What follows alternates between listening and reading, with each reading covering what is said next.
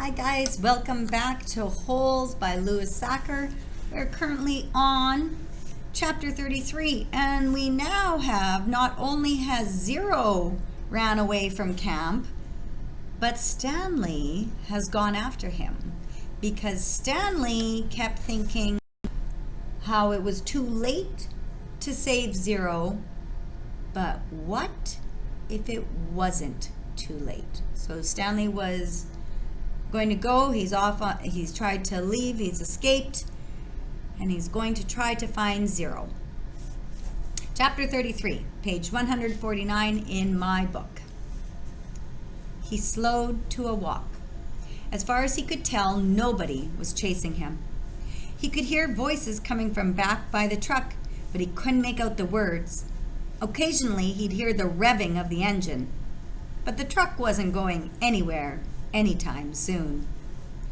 He headed in what he thought was the direction of Big Thumb. He couldn't see it through the haze. Walking helped calm him down and allowed him to think clearly. He doubted he could make it to Big Thumb, and with no water in his canteen, he didn't want to risk his life on the hope that he'd find refuge there. He'd have to return to camp. He knew that, but he was in no hurry. It would be better to return later, after everyone had a chance to calm down. And as long as he'd come this far, he might as well look for Zero. He decided he would walk as long as he could, until he was too weak to go any farther. Then he'd turn around and go back. If he's too weak to go farther, how's he going to go back? He smiled as he realized that wouldn't quite work. He would only go halfway as far as he thought he could go, so that he'd still have the strength to return. Then he'd have to make a deal with the warden, tell her where he found Kate Barlow's lipstick tube, and beg for mercy. He was surprised by how far out the holes extended. He couldn't even see the camp compound anymore, but he still kept passing holes. Just when he thought he'd passed the last hole, he'd come across another cluster of them, a little farther away.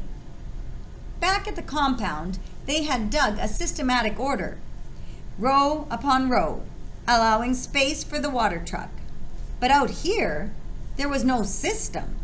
It was as if every once in a while, in a fit of frustration, the warden would just pick a spot at random and say, "What the hell?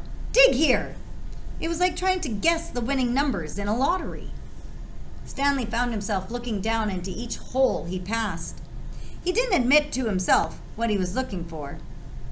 After more than an hour had gone by, he thought he had surely seen the last hole. But then, off to the left, he saw another cluster of them. He didn't actually see the holes. He saw the mounds of dirt that surrounded them.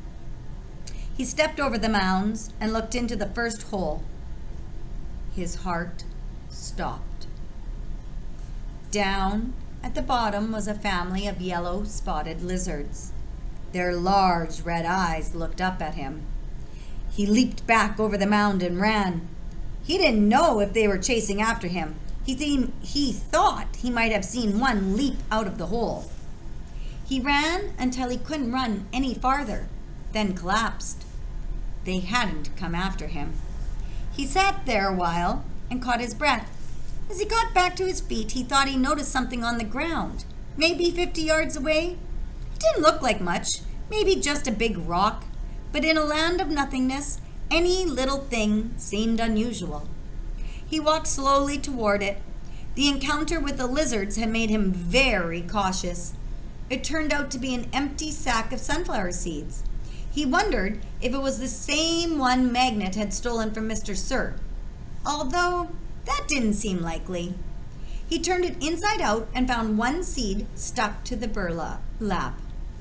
Lunch. Empty bag of sunflower seeds. Chapter 34. The sun was almost directly overhead. He figured he could walk for no more than another hour, maybe 2, before he had to turn back. It seemed pointless. He could see there was nothing ahead of him, nothing but emptiness. He was hot, tired, hungry, and most of all, thirsty. Maybe he should just turn around now. Maybe he'd already gone halfway and didn't know it. Then, looking around, he saw a pool of water less than 100 yards away from where he was standing. He closed his eyes and opened them to make sure he wasn't imagining it. The pool was still there. He hurried toward it. The pool hurried away from him, moving as he moved, stopping when he stopped. There wasn't any water. It was a mirage caused by the shimmering waves of heat rising off the dry ground. He kept walking. He still carried the empty sack of sunflower seeds. He didn't know if he might find something to put in it. After a while, he thought he could make out the shape of the mountains through the haze. At first, he wasn't sure if this was another kind of mirage, but the farther he walked, the clearer they came into view. Almost straight ahead of him, he could see what looked like a fist with its thumb sticking up. He didn't know how far away it was, 5 miles, 50 miles. One thing was certain, it was more than halfway. He kept walking toward it, although he didn't know why. He knew he'd have to turn around before he got there, but every time he looked at it, it seemed to encourage him, giving him the thumbs up sign. As he continued walking, he became aware of a large object on the lake. He couldn't tell what it was, or even if it was natural or man-made. It looked a little like a fallen tree, although it didn't seem likely that a tree would grow here. More likely, it was a ridge of dirt or rocks. The object, whatever it was not on the way to Big Thumb, but off to the right. He tried to decide whether to go to it or continue toward Big Thumb, or maybe just turn around. There was no point in heading toward Big Thumb, he decided. He would never make it. For all he knew, it was like chasing the moon. But he could make it to the mysterious object. He changed directions. He doubted it was anything. But the fact that there was something in the middle of all this nothing made it hard for him to pass up. He decided to make the object his halfway point, and he hoped he hadn't already gone too far. He laughed to himself when he saw what it was. It was a boat, or part of a boat anyway. It struck him as funny to see a boat in the middle of this dry and barren wasteland. But after all, he realized, this was once a lake.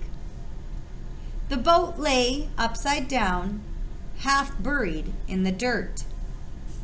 Someone may have drowned here, he thought grimly, at the same spot where he could very well die of thirst.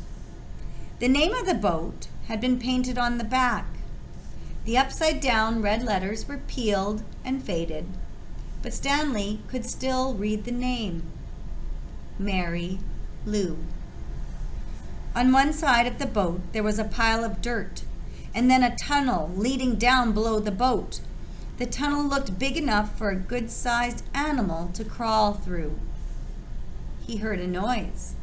Something stirred under the boat. It was coming out. "Hey!" Stanley shouted, hoping to scare it back inside. His mouth was very dry, and it was hard to shout very loudly. "Hey!" the thing answered weakly. Then a dark hand and an orange sleeve reached up out of the tunnel. Okay, so whose boat is this that has the name Mary Lou? Do you remember? It's Sam's. Okay, so this is Sam's boat, the boat he was killed on, he died.